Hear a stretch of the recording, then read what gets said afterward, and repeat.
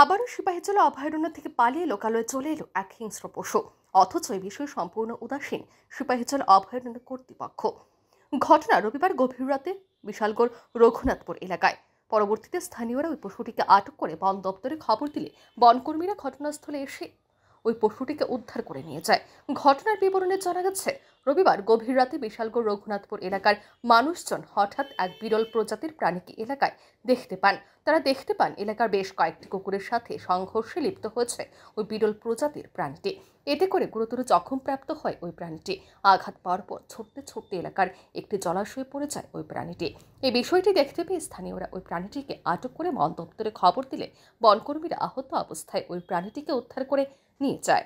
হঠাৎ আমরা খবর পাইছি এখানে একটা পানসিয়াট একটা উইন্ডো টুয়ে পুকুরে পড়ে আছে, তার খবর পাই আমরা আইলাম এবং রিকভারি করলাম। কি এটা কোন জায়গা?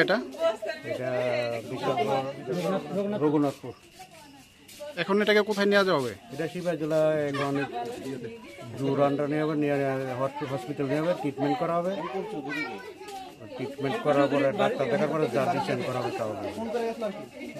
তবে এই বিষয়ে একাংশদের অভিমত, সিপাহীজলা অভয়ারণ্যে প্রতিনিয়ত অগ্নিকাণ্ড এবং খাদ্যের অভাবে এই সমস্ত প্রাণীগুলি লোকালয়ে চলে আসছে।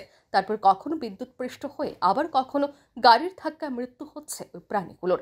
এছাড়াও কিছু কিছু প্রাণী লোকালয়ে এসে তাণ্ডব চালায়। প্রতিনিয়তই অভয়ারণ্য সংলগ্ন বিভিন্ন এলাকা থেকে উদ্ধার হচ্ছে সাপ ও বিভিন্ন বিরল প্রজাতির প্রাণী।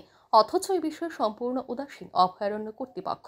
অভয়ারণ্যের পশু পাখিদের খাদ্য চিকিৎসার জন্য কেন্দ্রীয় সরকার যে পরিমাণ অর্থ প্রদান করছে, সেই পরিমাণ অর্থ পশুদের জন্য ব্যবহার না করে তা অন্য কাজে ব্যবহার করায় অভিযোগ উঠছে অভয়ারণ্য কর্তৃপক্ষের বিরুদ্ধে।